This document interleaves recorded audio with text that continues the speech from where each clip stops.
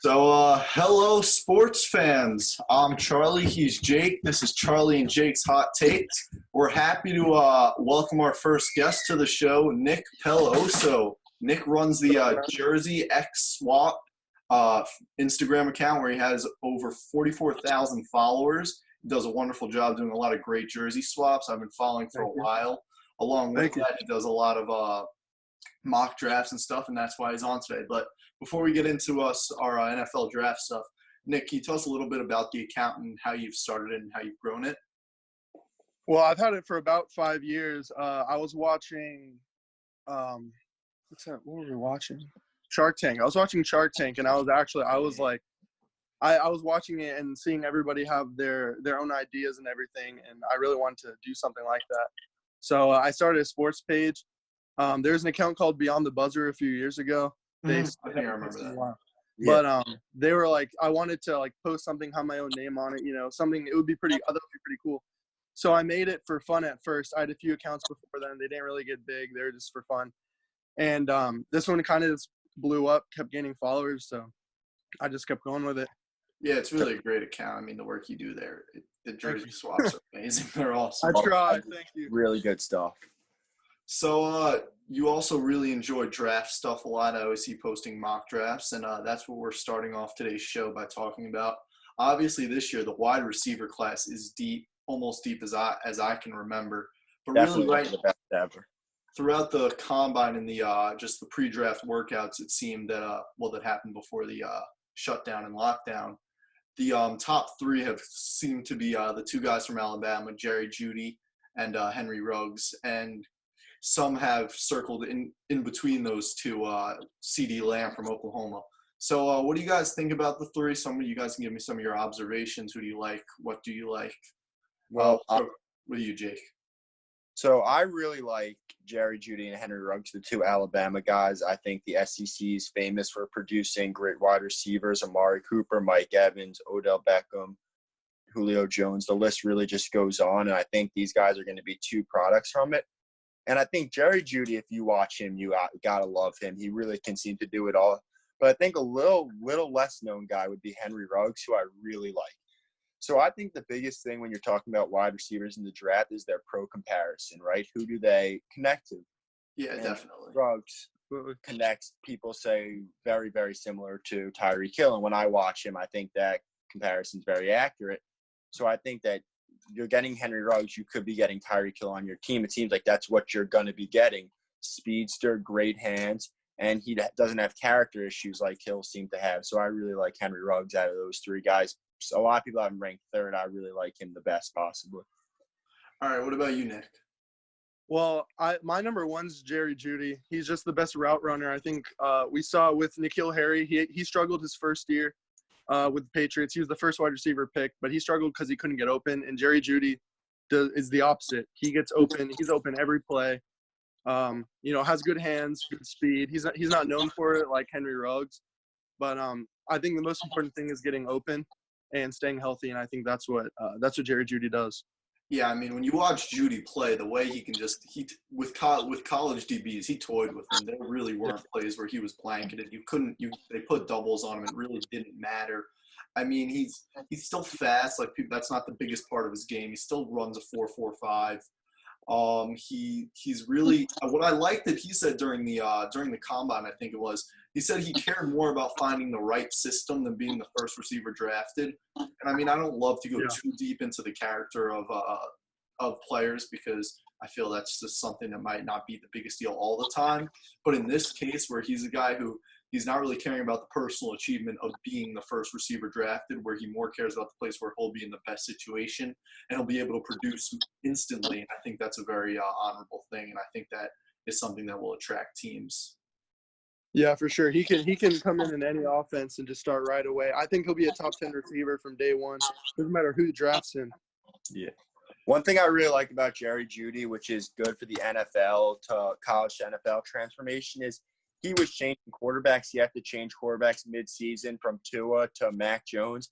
And I thought he really did keep up the same success. He had a great bowl game, played great against Auburn. So he could show that multiple quarterbacks. It wasn't just him and Tua were a duo. He could really work with anyone else against elite level corners. Like he had that great game against Michigan against good corners they have there with Mac Jones. Mm-hmm. Yeah, we don't want to avoid talking about CeeDee Lamb because this is another guy. Even if you have him ranked third out of these three guys, he's an athletic monster. He has I don't know if you guys remember Martavis Bryant on the Steelers. I think they called him the freak, and there was a reason why. He could really do a lot of things on the football field. Off the field stuff ended up hurting him, but he has that type of build. CeeDee Lamb.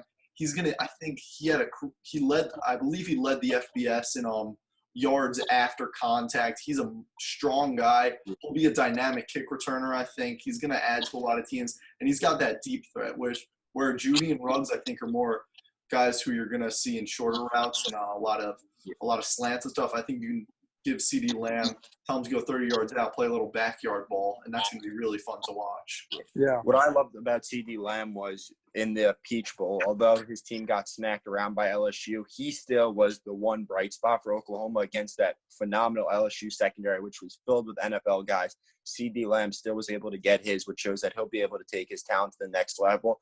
And people have loved to compare him to DeAndre Hopkins, which is another – I don't think it's as close as Ruggs and Hill, but people see a lot of DeAndre Hopkins. So if he could be anything close to that, then he's definitely going to be a success in the league. I would have loved to see him go to the Cardinals. Obviously, they traded for Hopkins, so that's not happening. But that would have been a great fit there. Playing with Kyler Murray again, that would have been awesome. But I don't think he falls too far. I think the Raiders at 12 is probably his floor, and that'll be a perfect fit. He's a Raiders guy. Receiver, He fits that Raiders big physical athlete. They seem to love those guys, and I think he'd really fit well in that system. He would definitely help Derek Carr, who's in a real big prove-it year. Yeah. And for CeeDee Lamb, he averaged 21.4 yards per catch as the primary target. We know his physical dominance, and I really think he has an opportunity to be a really, really, really good receiver at the next level. Yeah, I agree. And if we're talking wide receivers and where they're going to go, I think a really interesting spot for a team that's going to pick a wide receiver is San Francisco at 13. They got Deebo Samuel. They got George Kittle. I think a third weapon there for Jimmy Garoppolo could be huge. So I think that's really interesting to think about them grabbing one of those three guys. I think Jeudy could be great there. Ruggs, all of them would be great fits there, guys. You can just take the top off the offense and really do it all, defense and do it all.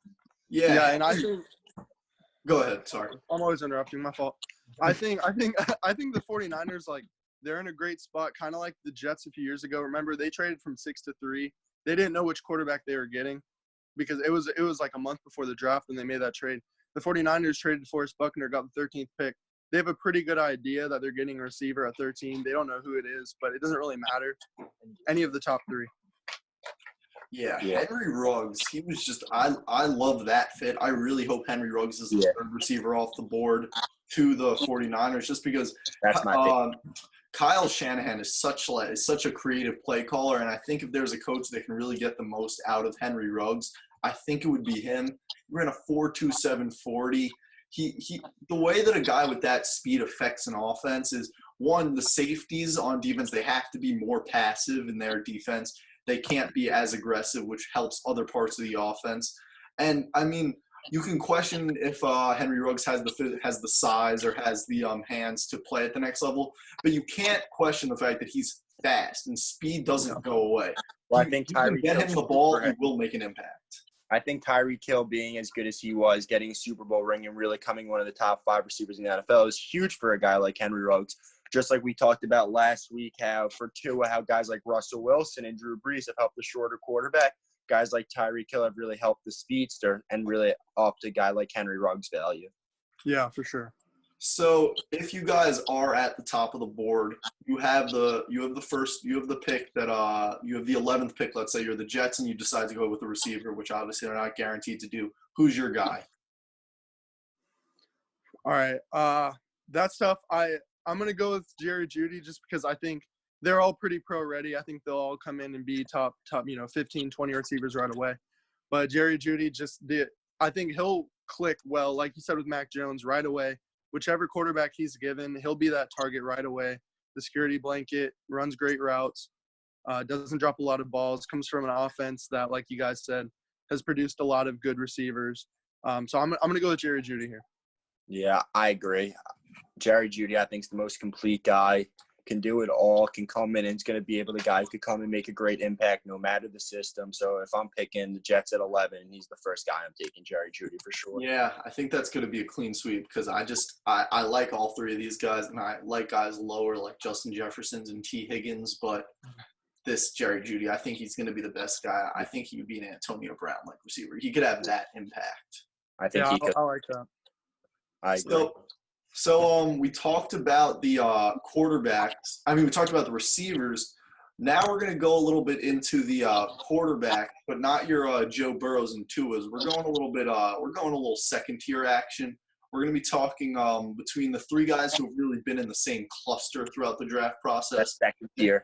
That second tier, exactly. It would be Jacob Eason, Jake Fromm, and Jalen Hurts. Obviously, all had interesting and besides Fromm, had really multiple stops in their careers, had a bunch of situations where they excelled and struggled in some cases. So a very interesting crop of quarterbacks. So, Jake, who do you like out of those three, and tell me why? I really like all three of them for different reasons, but my favorite out of the three's got to be Jake Fromm. I love how he's young. He seems like he's a pro quarterback. He seems like he's ready to come into a system, and I don't think he's going to be a guy who's going to throw for 50, 40 touchdown passes. But I think he's a guy who, if given into the right system, like a Pittsburgh or New England, can win you football games like he did at Georgia. He's not going to turn the ball over a lot. He's really good at hitting his checkdowns. He's an efficient guy, and I really like him a lot. What about you, Nick? I mean, so I was leaning Jacob Eason, but then, I mean, I remember Jake Fromm beat him out a few years ago. I'm going to go with Jalen Hurts. You know, he made it to the national championship with Alabama, and, you know, he made it to the playoffs with Oklahoma. So, and he's the mobile guy, you know, that the league's kind of going towards the Deshaun Watson, Lamar Jackson, those kind of guys. I think if the Raiders can get him in the third round, they seem to like him. Maybe pair him with CeeDee Lamb if they get him 12th and be able to run that back. And I think he can do more damage in the NFL than he did in college. Yeah, and I'd actually have to go the different route. This worked out well because I like Jacob Eason a lot. And I watched a lot of Jacob Eason post the season. I didn't watch a ton of Washington during the season, but through this I've been trying to look into him more. And what I've seen is a guy who really wasn't amazing in college by any means. He improved from his freshman year at Georgia to playing at Washington this past fall.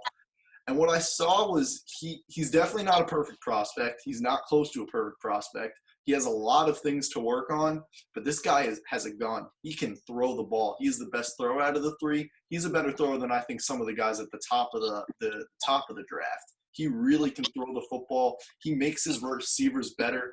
And if you send him, he can beat one-on-one press coverage, whatever's thrown at him. I think he has the ability to beat, and just he's impressive. He's big. I like him a lot. There's definitely some question marks, but I really fell in love with him through this. Well, one thing I'm going to talk about, you're going to talk about Jacob Eason. I agree with everything you have to say. But a couple things. You talked about how he was a gunslinger. I think he's been a little bit turnover prone. And I think that's why it didn't work out so well with him at Georgia. And another question mark I have about him, which I really like to value in looking at prospects, is he a winner? Because he couldn't get the job done at Georgia. They threw in Jake Fromm. He's competitive, and Jake Fromm was able to get the job done. And then at Washington, they had really high expectations coming into this year. Like they were really going to do some big things in the Pac-12, and they kind of let down. So as good as a prospect as he is, he hasn't been able to win games. So that's just something, the question mark I have on him. See if he could be a winner, because that's what you got to do at the next level. But the argument that he took over, that Jake Fromm took Jacob Eason's job, a little confusing with the two Jakes, but I think it did happen. There's no denying that. But I think it's overblown in the fact that Jacob Eason had a good freshman year. He was playing as a freshman in the SEC. You saw what Bo Nix did. Everybody's raving about him. It's not like he lit it up. Jacob Eason did very similar things to what Bo Nix did this year. Yeah, but he didn't win the big games like Bo Nix did. Okay, that's fair. But I don't think that Georgia team was necessarily ready. I still think they needed another year, which they did obviously do great the next year with Jake Fromm. But Eason got injured. They were playing Appalachian State. I remember watching the game. Yeah. He got injured. Jake Fromm did great. Power to him. And he ended up taking the job. And I don't think there was really a clear controversy. It was more Jake Fromm came in, Jake Fromm killed it. And while that's a plus towards Jake Fromm, I'm not going to take away from Jacob Eason because of that. And more towards the Washington situation, while some of his mistakes might have cost them some games, he wasn't helped out. He had Hunter Bryant, who's a tight end prospect, who I think is going to be very good. But besides that, they were kind of devoid of playmakers, and he suffered from a lot of drops if you go back and watch the tape. So I think there were some things that were out of his control. Mm-hmm. Nick, what do you think about Eason? Well, I mean, I like what you said about Jacob Eason and how Jake Fromm taking over shouldn't hurt him too much, because that's exactly what happened with Jalen Hurts and Tua. Mm-hmm. Jalen Hurts was playing fine. Tua came in the national championship, and he just kind of got displaced and had to transfer. I mean, it wasn't really his fault. He wasn't playing poorly. He can still be an effective starting quarterback if put in the right system and given enough time. And for Hurts, I mean, it's just so interesting because he's definitely the most dynamic out of the three. If you ask me if I want to watch Jacob Eason, Jake Fromm, or Jalen Hurts playing a football game, I'm picking Jalen Hurts every time because he's really just a fun guy to watch. I mean, I was watching the game against Baylor again, and where they got down, I think 28-3, and he led them back to win the game. He made some mistakes that game. He needs to work on his fumbles. He has his angle. He has a kind of like that deep dig that they talk about, like the draft guys, where his throwing motion is really kind of long. But I think a lot of his things where I like Eason as well is that they're fixable. Like neither of these guys, I don't think any of these three guys do you expect to go into a situation to start day one. If these guys have an offensive coordinator and a quarterback's coach and hopefully a quarterback who can teach them some things, they can definitely fix the things that might have hurt them in college. Well, I think the thing about Jalen Hurts, and I love him, I love his story, I love how well he handled all the controversy that's been thrown at him and came back stronger. And I love watching him play. I'm a big fan of his, but I just think at the next level, if you really break down the tape and watch his games at Oklahoma, he's really just not a great thrower. He's a great athlete, great runner, and he could throw the deep ball. He's got a good arm. But those throws, he's just missing throws that an NFL quarterback can't be missing. And I'm sure he's going to get his opportunities, and I really am rooting for him. But I just think you watch him throw. He misses too many easy throws. He can't put the ball where he needs to be at that next level. So I think I take Fromm and Eason above Jalen Hurts. So the thing with where I thought it was interesting was when I started looking into these guys, I expected to see that, which I did see a little bit of Jalen Hurts missing some throws. But he completed in his last 2 years, so Bama before he was taken out in 2018, he was completing 73% of his passes. And then this year he comes and he throws 70% completion percentage. And if you look at Jake Fromm, he had like a Jarrett Stidham drop off in terms of percentage, where as he got more mature, it seemed like he was completing less and less passes. I think it was he dropped like seven. He took a 7% dip in his completion percentage from 2018 to 2019, and something in the scouting report on NFL.com that they were noting was he had a 5-game stretch where he threw for under 50% completion percentage. So it was just weird things towards November and the December that really just concerned me personally. I agree with you fully. I think Jake Fromm might have actually downgraded, or I can't say he got better over his 3 years at Georgia, but I just think he showed signs. If you really watch some of those games, he's put some great balls in there, and he's done a lot of really good things. Even that last bowl game against Baylor, he just looked good. And obviously he's got a lot of question marks around him because he didn't get better like some people thought he would. When he went to that game against Alabama, people were so high on him, thought he was going to be the number one quarterback in this draft. And he kind of dropped out of the first 2 rounds probably. Definitely a day 2 guy. So I really don't know. And he didn't have the weapons at Georgia like he had when he was a younger quarterback there. So we'll see what he can do. Yeah, I like Jake Fromm. Obviously, like you said, he was supposed to be like a top 5 pick a few years ago, and he hasn't really picked it up. I don't know who you can blame here, but I think he still has that kind of potential to be a starter if he's drafted to the right team. But this is one of those situations where it has to be a perfect fit. Right now I was doing a 7-round mock draft. I have him in the 4th round of the Lions. I think that would be a good spot for him just to learn under a guy that plays like him, like Matthew Stafford. You know, similar like Georgia guys. Maybe draft some of the guys he played with, you know, to help ease that. But I still think he has the potential, but I just don't like him right now as much as guys like Jalen Hurts. Yeah, I think just another thing that's interesting with these 3 guys, I wish we got to see Jacob Eason this year versus LSU, because that's kind of the way I was looking at it for Jalen Hurts and Jake Fromm. They both played LSU in big games, obviously the first round of the college football playoff for Hurts and the SEC championship game for Fromm, and they both really struggled. So first of all, credit, although a little bit off topic, to the guys at LSU. They were great this year, great defense. Yeah. Even if Joe Burrow took a little bit of their fame and spotlight. But it was just interesting. Fromm especially, I thought, looked a little lost against that defense. That's more of a pro defense if there is one in college. And Hurts, obviously, I don't know how much of it was just trying to do too much where he just couldn't – the defense couldn't get stops and they were in such a big hole. But for Fromm, most of the game was very close in that SEC championship game for a while, and he had probably the worst game of his college career. Well, I think Jalen Hurts, though, also really, really struggled in that LSU game. He didn't complete the ball. And he had the CeeDee Lamb, who we talked about as a phenomenal weapon against LSU.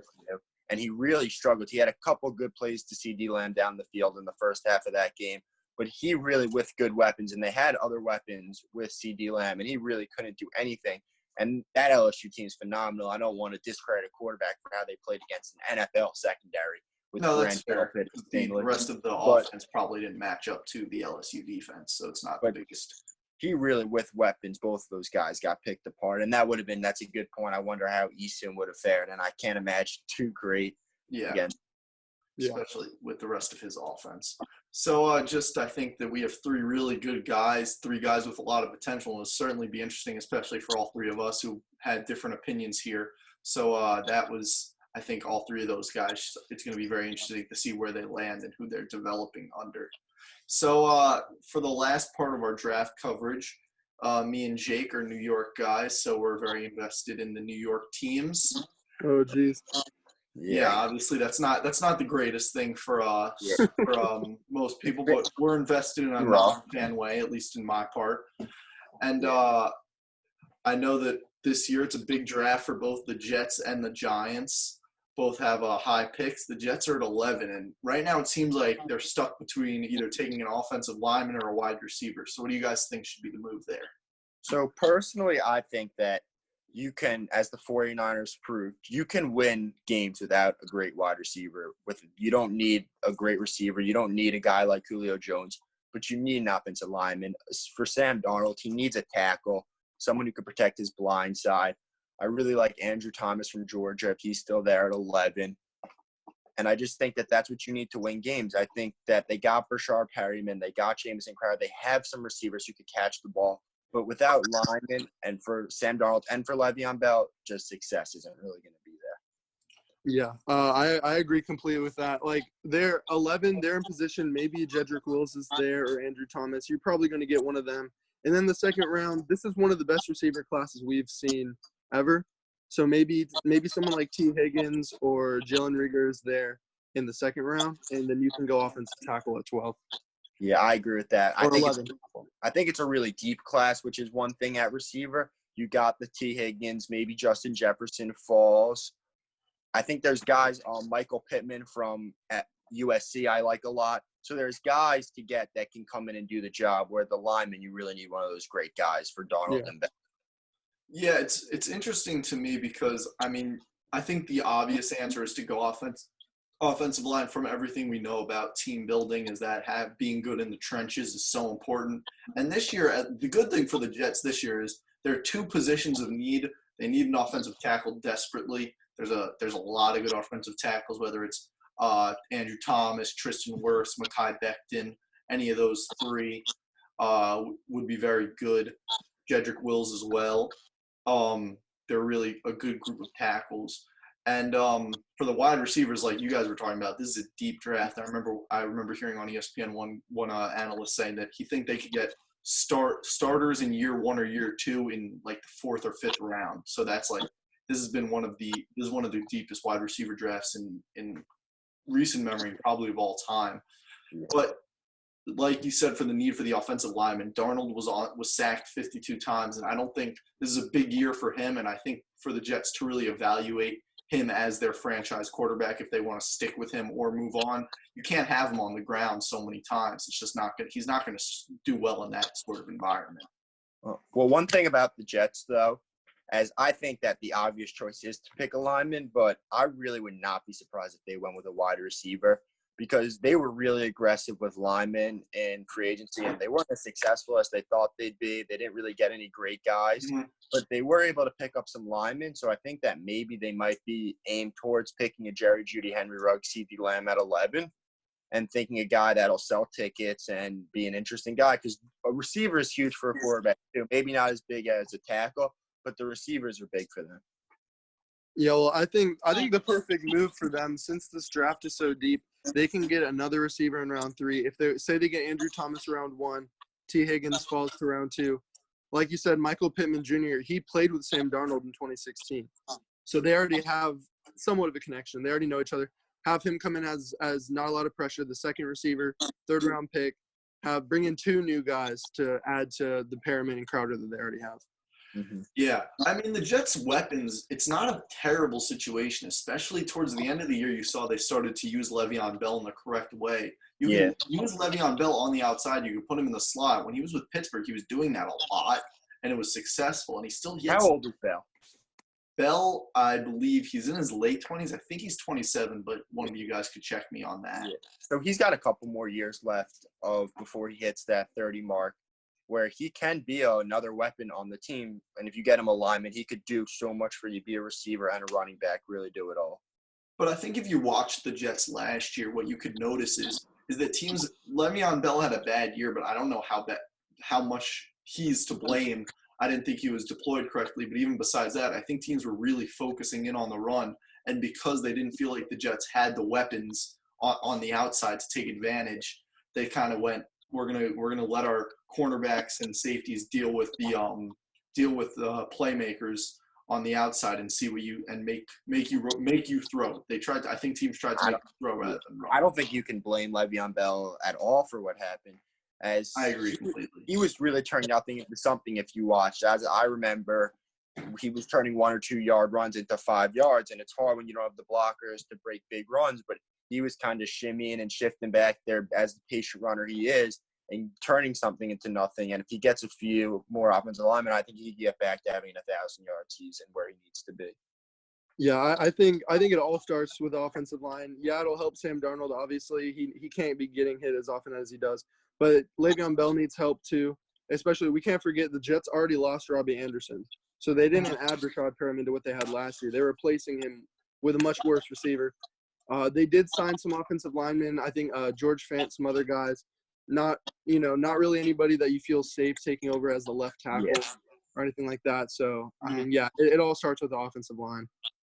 Yeah, the offensive line is so important for a young quarterback for the situation they have. I mean, they paid Le'Veon Bell a lot of money, and like Jake kind of alluded to earlier, he's not getting any younger. So if you want to get the best thing out of this deal, it seems like offensive tackle is the best way to go. But just to play devil's advocate a little bit on the way of drafting a receiver, I think that one thing is, like Jake's saying, a receiver's an exciting pick. You get Jerry Jeudy, that's a guy who, like we said, I think we were all in consensus. We really like Jerry Jeudy, and I think that's a guy who like you said, he can get open. So if he's getting open, that's going to help Darnold a lot. He's going to have a guy where he can trust to move the chains, get you those 12 yards on 3rd and 10, get you those 7 yards on 3rd and 5, and possibly more. He's dynamic, and even I just think that's something that would be so valuable to Darnold because, I mean, like we said, like you alluded to, Nick, they didn't gain Rashad Perriman and then have everything they had last year. Rashad Perriman is going to come in as hopefully a Robbie Anderson replacement, which based on the end of the year for Rashad, he played really well. He did. Jameis Winston, they had a nice connection. He averaged 17 point yards a catch, so he was doing well. He could play that role, but I don't think that I don't know if that's going to be enough for Darnold to flourish. Well, I don't think we should discount the Jets' weapons completely. Obviously, they're far from elite, but I think Brashard Perryman is very close to Robbie Anderson for $5 million cheaper. Oh, yeah, So I think it was the right move letting he could Anderson play, go. and he Yeah. showed signs of greatness. Brashard, not greatness, but being a really good, legit NFL wide receiver with Jameis Winston, who I think is a guy similar to Sam Darnold, so he can be good. Chris Herndon had a great rookie year out of Miami. Yeah, Chris Herndon, I have that written down. That's like the big mystery factor because Man. he had 39 catches, 500 yards as a rookie. Those are good for a rookie tight end. You don't really see those numbers that often. So if he can, I would have loved to see what he could have done last year. If he comes in and he becomes like a reliable guy and gets 60 or 70 catches, I think that if you knew that's what he was, I think then picking an offensive lineman was like a done deal. Yeah. But because you don't know where he's coming from, that's a big question mark.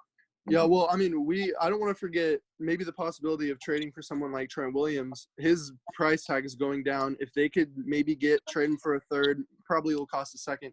If you can get Trent Williams, plug him in at left tackle, and then just draft whichever wide receiver you want, you might have all three available to you at 11 if no one trades up. Yeah, that's a very interesting point to bring up because if Trent Williams, based on obviously he's been waiting for a while, he didn't play at all last year, and he really doesn't it doesn't seem like he has much interest in rejoining the Redskins. So they're kind of tied down in the sense that they either pay him, which doesn't seem like they're going to do, or they trade him.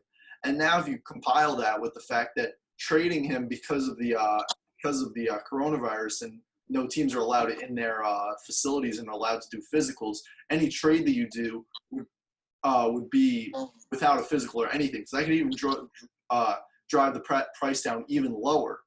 So if you can get him at an affordable price and you trust that he's healthy, that could be, and then draft a wide receiver. That might be the plan that the Jets would love to take, but it's a big risk. But the affordable price also is a big question mark on him, as he's got a big asking price, probably overvalued. He probably overvalues himself, and you don't want to blow up a couple of years of cap space paying a guy like that who has had character issues, who has had injury issues. So I read about him, a lot of question marks around him if they need to bring him into a young up-and-coming team. I don't know if that's the right choice. But yeah, the Jets do have a big question coming up, but I think we've kind of all taken the side that either you draft an offensive lineman early and settle with the wide receiver later in the draft in this deep wide receiver class, or you do something creative like trading for a Trent Williams and set up Sam Darnold with the Jerry Jeudy. One more quick comment on that. I know we got to get it, but to the next about the deep wide receiver class. I think we've seen the last few years that you don't have to pick one of those top guys to get a successful guy like Justin Jefferson, Pittman, Higgins. You could get a really good guy in the later rounds like Metcalf, so you don't really have to jump the gun on a wide receiver, which even furthers the offensive lineman. So now we're going to talk about the other New York team, the New York Football Giants. They have the 4th pick in this upcoming draft, and it's an interesting spot because they have a lot of options: offensive lineman, linebacker, trade down. What do you guys think where do you think they should go, and what do you think they would do? Well, I think the best choice, but I think he's going to be gone at 3, is Jeff Okudah from Ohio State. Yeah. I think he's phenomenal, but let's just say that he goes to the Lions at 3, which most people think. Then I really like Isaiah Simmons from Clemson. I think he's versatile. He can do it all. He's going to help that defense. That defense has a lot of holes, and a guy like Okudah can only fill one hole. And a guy like Higgins is going to be able to come in and play a lot of positions. He's a winner, a competitor. I really like him a lot. Yeah, I think we might all agree on this one too. I know I keep going back to the offensive line is most important. And the Giants do need some help there. Maybe Tristan Wirfs. Is he worth it at 4? I don't know. But I think it's Isaiah Simmons. He can do it all. This defense needs help everywhere, and he can help everywhere.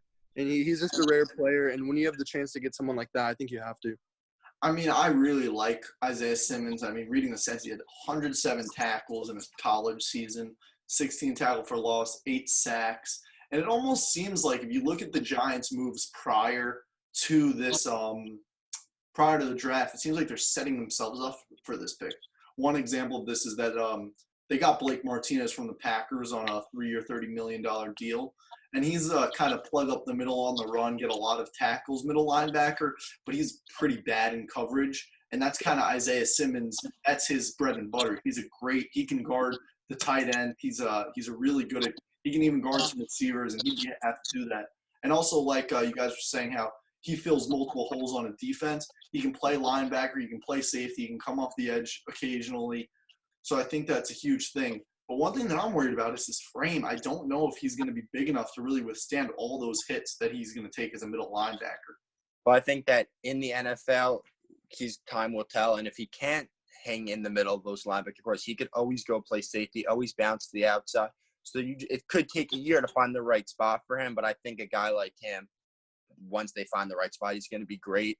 And another thing on Isaiah Simmons, which I really hate that it has come to this, but Dave Gettleman needs to pick a wow guy right now. He's had a lot of controversial moves, and I think if he kind of picks a quote-unquote boring offensive tackle, that his relationship with the fans might just be going down the drain and he risks losing his job. Yeah. I'm afraid.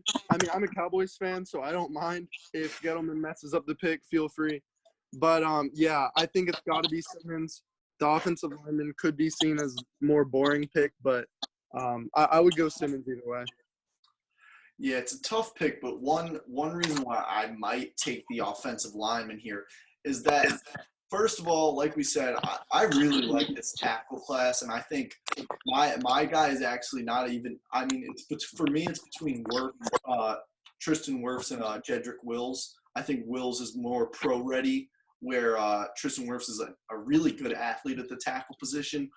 But it's important, I think, for them because, first of all, if you look at – they were only – the Giants QBs were sacked 43 times last year. That's not an awful number. Obviously, it's far from ideal compared to Sam Darnold in the same stadium getting sacked 52 times last year. But it's not a great number. And there was also I don't know if you guys remember, but it was early in the year. I forget which game where Saquon had that awful game. I think he had like 10 carries for 11 yards, and he was frustrated.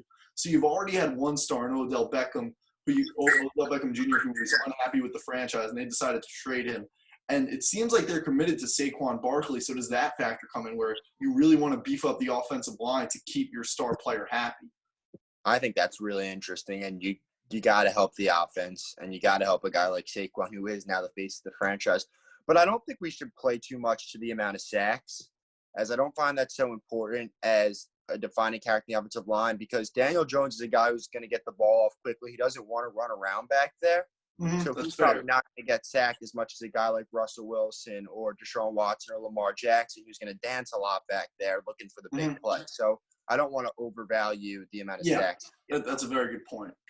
But also for the for Daniel Jones, he's had a good rookie year. I was very happy with the way Daniel Jones played. If you're a Giants fan, I think you have to be. I think he had a greater impact than many people thought, especially based on Giants fans' reaction to him being drafted last year.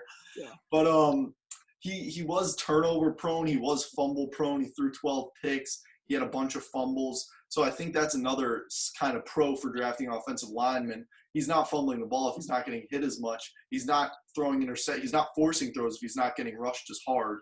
So I think that's another thing where what makes you, when you have a young quarterback, you want to see them for what they are on the rookie deal is the best time to evaluate them while they're not breaking the bank. So that's another factor for the Giants. And they signed James Bradbury to help the defense. Yeah. So maybe that was their kind of big free agency splash, I think. And they got Martinez. So they really did. They invested a good amount of money in the defense. Yeah. But it's still that it was a bad defense last year. I think they were 30th in scoring. They really couldn't stop anybody. They would have been in a lot more games if they could have gotten some stops at some key times, but obviously that didn't really happen. Because they have some good guys on offense: Evan Ingram, Sterling Shepard, Darius Slate, and Saquon. They have the weapons, so maybe an offensive lineman is what they need, or they got a lot of holes, though, to figure it out, and they're going to have to be picking guys in later rounds. Gettleman's going to have a good draft if they want to be successful. I think they still have the chance to get a lineman early if they want one. They can take Simmons at 4, and then you look at the bottom of the first round. Seattle's at 27. They're always willing to trade. San Francisco has no picks in rounds 2, 3, or 4. At 31, they could trade down. The Chiefs have been rumored to trade down. If the Giants want to get creative, send their second and their third. Their third is one of the last picks in the third round, I believe. Trade both of those and go up and get whichever tackle's left. If Josh Jones is there, Isaiah Wilson, one of those guys. Yeah. And I know also an offensive lineman who's going to be around probably the end of the first in that area he's an interior guy who could really help with the run. Cesar Ruiz, the center from Michigan, who people have raved about, was really good on tape, had a really good year for them. So he's a really good lineman in the later round if you want to boost up the center position, probably the best center in the draft. Yeah, they definitely have a big decision to make, and I think that's going to do it for our draft coverage. Thank you, Nick, so much for coming on. Yeah. Everybody follow Jersey X SWAT. It's a great account. He does a lot of good work. We had a really good time. Thanks for joining us, and we'll be back after this with some more NFL and MLB content. But Nick, thanks for coming on. Awesome. Thank you so much. All right. All right. So we talked some NFL draft with our good friend Nick. Now we're going to talk a little MLB. And so the MLB is attempting to be the first league to come back after all sports were shut down near the middle of March because of the coronavirus. So we just want to talk over this plan. I think a lot of people are confused about how they're going about it and what the plan is, and just I guess evaluate it a little bit. Yeah. So Jeff Passan, who's a really good MLB writer for ESPN, he kind of broke down what was going on. So one quote was how they'd live. Obviously, coronavirus is contagious. I think we know that. We're not health experts, but we do know that. So how it would work was that the players, the coaching staffs, and other essential personnel would be sequestered at local hotels where they would live in relative isolation and travel only to and from the stadium. So essentially what that means is you're going to be at the hotel, then you're going to go to the field, and then you're going to go back. So this also means that this would all be played in the Phoenix. It would all be played in the Phoenix area, Arizona. I don't know if they had multiple ballparks. They made one with the Diamondback Stadium, and they had a couple spring training parks that they could play. Yeah, because that's where the Arizona. That's where half of spring training is held in Arizona and Florida. So they're going to go between those ballparks. And the interesting thing about this is, which I didn't expect to see, was that the federal officials at the CDC, as well as the National Institute of Health, have been supportive of a plan that would adhere to strict isolation, promote social distancing, and allow MLB to become the first professional sport to return. It's obviously a quote. I didn't come up with that, but so it's interesting to me that they actually are, if you can keep it like this and it can adhere to the social distancing, that they want to get the sports back, which I take as positive. What about you, Jake? Well, yeah. One other thing which I thought was a big detail is the dugout's always been famous in baseball. And this new setup, they actually wouldn't have the dugout. The players would actually sit in the bleachers with the proper social distancing away from each other, which I thought was interesting. That could work. But then the one big question I had about this, and hopefully we could bring to light, there is some parts of baseball where you're not social distancing. What about that's what they were bringing up in the article. If you have a guy, if you're the first baseman, the guy's not going to take a 6 feet away lead. Yeah. He's going to get picked off at first. And stealing too, plays at the plate.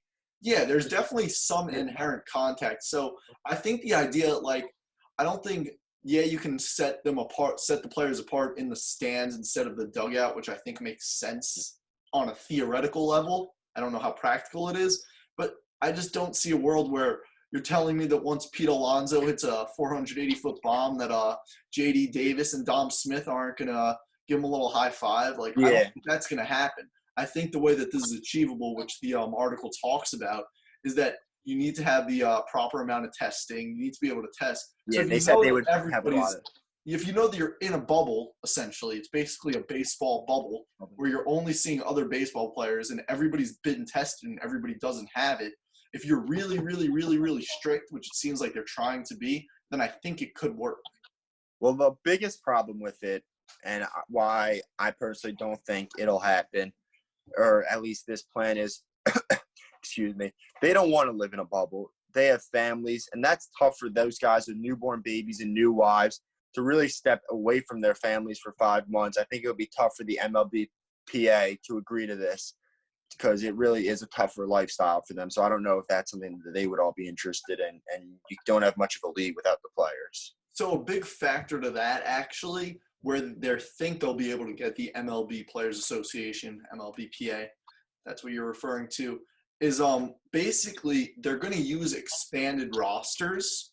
So that would mean the average baseball roster is 25. The new rules would actually make it 26 for this year. They didn't go into a number, but they said they were going to have a much more expanded Yeah, roster. I heard it was going to get up to like 45, 50 players. So that's where the MLBPA could be hooked in, because if you have 50 players, that's double every team. That's twice as many players in the league. That means all these players from the minors who would be without a job, who would make $0, now we're going to have not only the opportunity to possibly compete at the major league level, but have the opportunity to make a paycheck.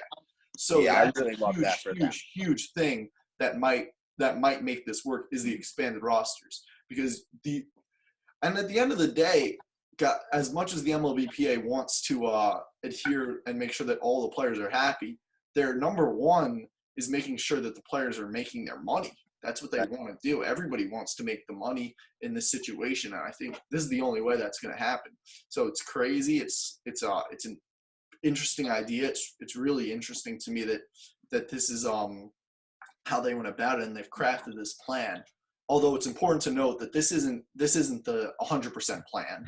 This is one of the many plans they've been discussing, but this is the one that's kind of gained the most traction in the last I couple. think we'd be remiss if we also didn't talk about the umpire, what they want to do, and they were talking about an electronic strike zone, and that would be that could usher in the new wave of baseball. So if this did happen, I think we'd definitely be experimenting with the electronic strike zone, which is exciting. Yeah, I like that a lot. I mean, if you can make a good situation out of this, you can gain something from it. That would be awesome. And the electronic strike zone is something that I like a lot, because I think that strikes are so hard to call. I mean, from that angle, if you could have a near perfect system, I think it makes sense even in regular situations. So also just some other things, as we've been talking about, some of the tweaks that the league would have to make. So they would do one of the plans for this Arizona plan would be they would do 7-inning doubleheaders. So, obviously the regular baseball game is 9 innings, and planned doubleheaders haven't been a thing for a good amount of years. But in order to get the perfect amount of games in, to get not the perfect amount, but to get as close to 162 as they can, they do the 7-inning games and just do some doubleheaders. They understand that playing 9 innings back to back on a regular basis won't work. But that's also where the increased rosters come in, because I think that would be fine with the bigger rosters. I don't think they'd have such a problem with that. I think that's a great idea, and I think that really would work out and keep people more employed. That's just another thing that the players themselves are probably going to have a problem with. 7-inning games. Our best thing is our closer. We're a bullpen team, and that's the thing about these situations, working back into sports for every sport. It's not going to appease everybody, and there has to be a big level of compromise. And also another thing that's interesting, which I would love, is that they're thinking about making the players use on-field microphones, which they've actually experimented with in spring training. Sometimes they'll have a spring training game on ESPN, and they'll mic up, like, let's say, a Mookie Betts or an Aaron Judge, and they'll talk to them during the game. The announcers will. And obviously you can talk to them during the game because it's a spring training game and it's not really a big deal. Yeah. There wouldn't be that, but just to hear the players as they're playing mic'd up, that would be a really cool, interesting thing. Yeah. I think that would be where they did this then. It worked out. They would keep doing it even when regular play resumes. Well, that's what is about this whole situation in all of sports when sports do resume, I think. And even in the whole world, we're going to find out what's essential and what's non-essential when stuff comes back. What can we cut out to become more efficient? I know that if sports come back soon, as I hope, there probably won't be reporters in the locker room. And if it comes out and they loved having no reporters in the locker room, maybe we'll go on with a future without reporters in the locker room, which would be interesting.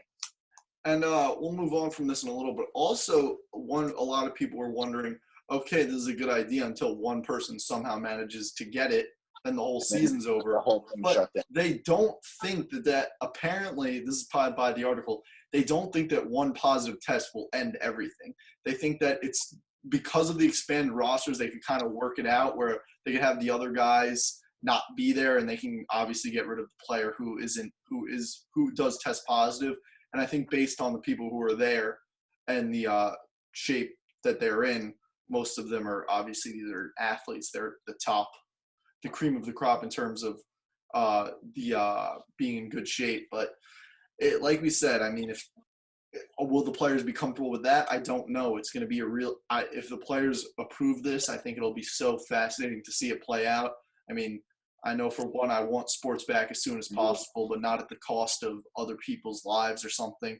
If bringing baseball back means that more tests go to baseball or football or basketball, and that doesn't help the overall good, I wouldn't be in favor of that. Yeah. But these are, before their entertainment, they're multi-billion-dollar corporations, and when they're not running, the rest of the economy feels that burden. Yeah, I agree with you. And I think that the only way this could work, though, is if they get those tests. They got to have easy access to tests because we're not going to risk the lives of the players and the people in the organization. So it's got to be a foolproof plan for it to happen. Yeah, definitely. So we're going to move on to some more NFL news. And I believe, I don't know the exact day, but it was reported that Brandon Cooks has been traded to from the Los Angeles Rams to the Houston Texans. The Rams get rid of Cooks and a 2022 fourth-round pick, and they receive the number 57 overall pick in this year's draft. Brandon Cook's been a guy who's now been on 4 different teams in the last 5 years, I believe. New Orleans, New England, the Rams, and now he's in Houston. And he's been pretty fortunate. He's been bounced around with contenders, but he's really has been a guy who's been on a bunch of different teams, and now he's in Houston, which has obviously been a team that's been in the news all of free agency. Yeah, and I mean, this is just more of a funny note, but Brandon Cooks is probably the best player I've ever seen to get moved around this much. Yeah. He's been the number 1 or number 2 receiver on the teams that he's been on, but he continues to get moved. It seems like every offseason. He's been traded. This year was one of the worst years he's had. What'd you say? Sorry. This was one of the worst years that he's had, though. He really did struggle. Oh no, he struggled this year. This was hopefully he could bounce back. Yeah, so this year he had 42 catches, 583 yards, and only 2 touchdowns. He was injured for a couple of games, and in the second half of the season, he was a non-factor. It was much more Cooper Kupp, Tyler Higbee, Robert Woods for Jared Goff in terms of his targets. And it was one of those situations for the Rams where they were in this contract situation. They wanted to get out of it. They were willing to get rid of Brandon Cooks still, I think, has the opportunity to be a really good player, but they're at the point they have a messy cap situation. You saw that they got rid of Todd Gurley. They did the same with Brandon Cooks because they're really prioritizing getting their cap situation right. Mm-hmm. So, now I think we should go into his fit in Houston. So, obviously, they've been infamous this offseason for moving one of the best receivers in the NFL, DeAndre Hopkins, to Arizona. Mm-hmm. But I kind of like what they did. And obviously, I disagree with the move. I guess this is why we have the name Hot Takes, because that's a pretty scolding one, Jake. I kind of like what's going on in Houston. Obviously, it's going to be a downgrade on the team when you lose a guy like Hopkins. But as Bill O'Brien said, that he had unrealistic salary demands, which you just can't pay a receiver like that and expect to compete, especially when you got to pay a guy like Watson. And they did get 3 weapons who I like. Randall Cobb, who's proved that he could be a success in the slot. Brandon Cooks, as we just talked about, and David Johnson, who at his peak was a top 3 running back, and I think he can get back to that in a good offense. I think that's a good way to look at it if you're a Texans fan. But I think realistically, did Bill O'Brien do a decent job of supplementing talent and getting some guys? Yes. Randall Cobb, for me, he's a guy who he was on a decline in Green Bay. He was kind of falling off of a cliff. He went back to the Cowboys, 1-year prove-it deal, and that's what he did is the reason that those 1-year prove-it deals exist and why players go with them. They want a year, they want to go onto a situation that they like, and they want to prove that they still have skills that they've been known for. Randall Cobb had a good year. I'm not going to say he had a great year because it was nothing near peak Randall Cobb, but he still had a really solid year, and that's with Dak as his quarterback. Some people have a bad opinion on Dak. We'll get into that a little bit. We'll get to that. But he had a good year. Then you look at the rest of this offense. Will Fuller, if he stays healthy, do we think he can become a number 1? Brandon Cooks, before last year really struggling, he had, I think, 4 years in a row with 1,000-yard receiving seasons. But So on the outside, it looked, and then like you said, David Johnson, still, even if he doesn't, I don't think he'll return to what he was in 2016, where he was probably the best running back in football. But if he can return to being a top 15, top 10 running back, I think he can get back. that's huge. But then you look deeper into it for me. For me, first of all, the issue with the Brandon Cooks thing is you trade pick number 57. That's a second round pick. What we were talking about with Nick earlier, this is the deepest receiver class in a very long time. So if you take Brandon Cooks, as good as he's been over his career, he's a guy coming off of his worst year. I don't know if you remember Super Bowl 52. He took that hit against Malcolm Jenkins where he was knocked out. That was a really scary sight, and we're happy that he was able to rebound from that. He's had 4 concussions since then. So that's a huge factor. But whenever you trade a player for a draft pick, I think you have to think, at pick number 57, were they going to get a receiver better than Brandon Cooks? And obviously that's a possibility, but I think it's unrealistic in a team that's in win-now mode that they were going to get a receiver better than Brandon Cooks at 57. Okay. And they needed to make a move quickly, which I think to kind of get the DeAndre Hopkins out of people's head. Yeah.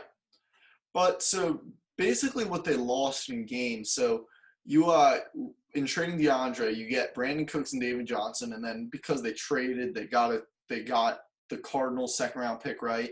And then they traded theirs, they upgraded their second round pick instead of keeping them.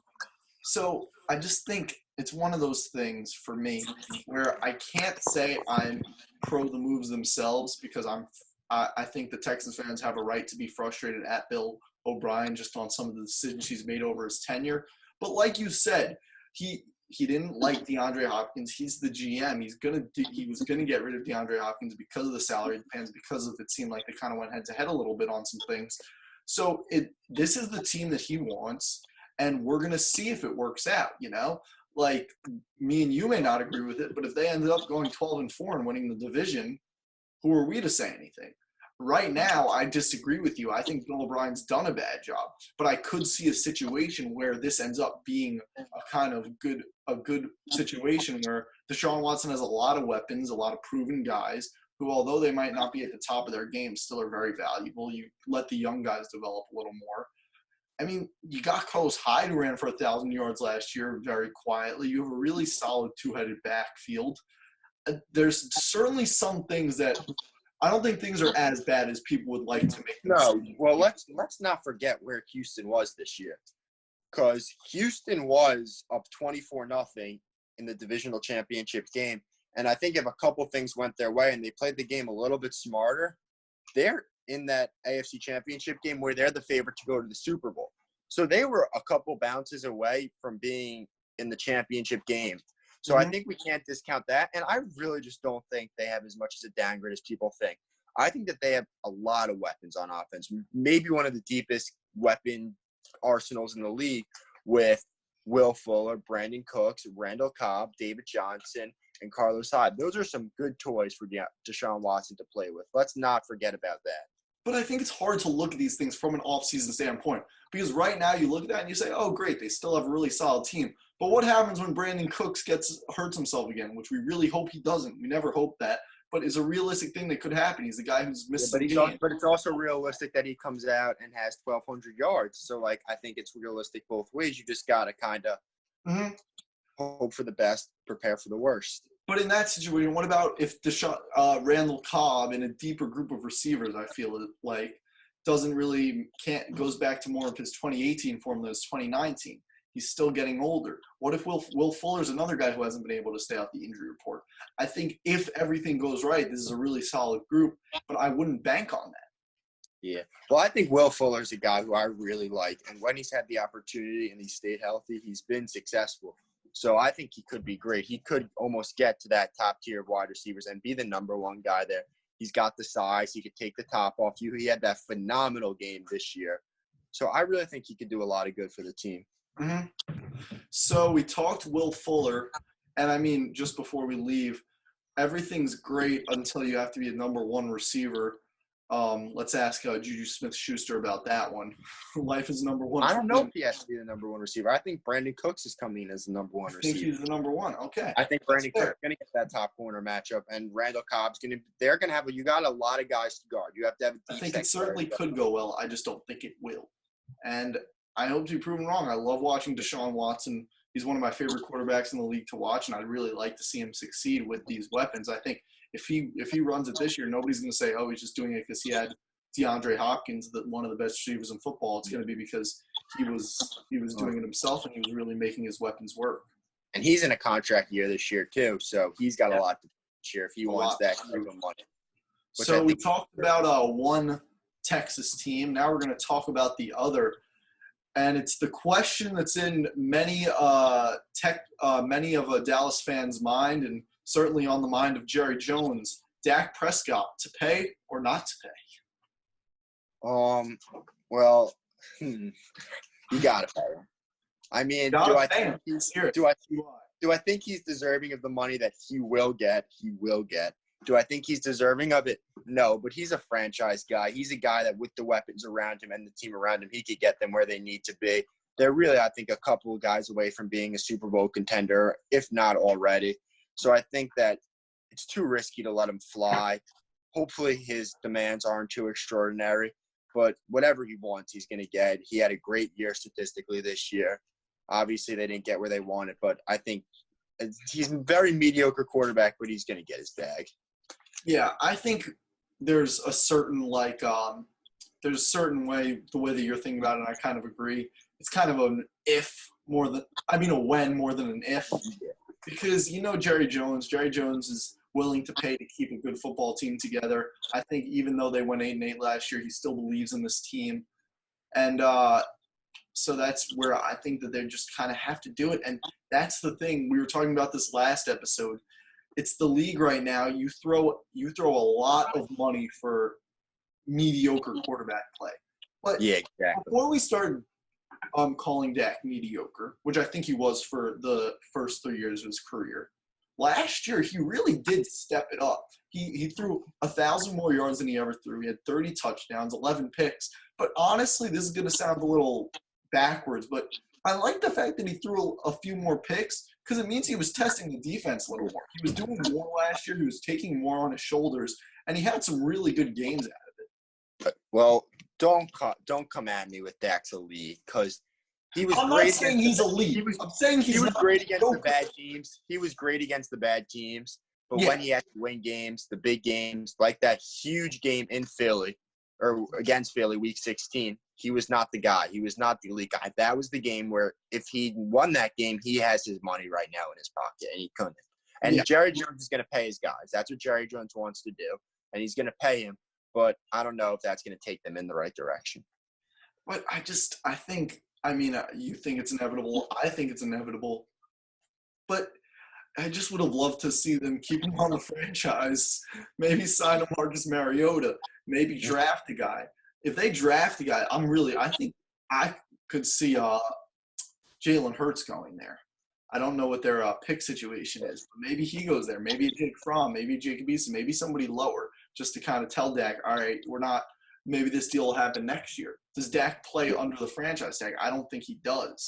So it's very, very interesting. And Well, I don't think Dak's too worried because Dak's still probably a top 12 quarterback. So if you're bringing in a Jacob Eason, a Jake Fromm, a Jalen Hurts, I don't think Dak doing what he's doing is really going to be too worried about that because he knows his ability. He knows he's a good guy. But I just think he's getting a little greedy with his money.